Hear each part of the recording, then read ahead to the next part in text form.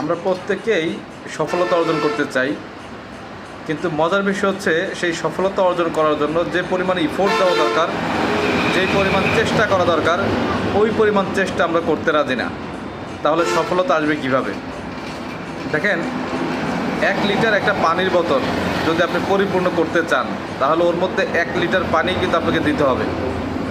আধা লিটার পানি দিয়ে আপনি কখনোই 1 লিটার পানির বোতল ভরতে পারবেন না। তার মানে যেই সেক্টর থেকে সফল হতে চান, ওই সেক্টরে সফল হওয়ার জন্য যেই পরিমাণ ইফোর্ট দেওয়া দরকার, যেই পরিমাণ সময় দেওয়া দরকার, ওই পরিমাণ সময় বা ইফোর্ট আপনাকে দিতে হবে, তাহলেই আপনি সফলতা অর্জন করতে পারবেন।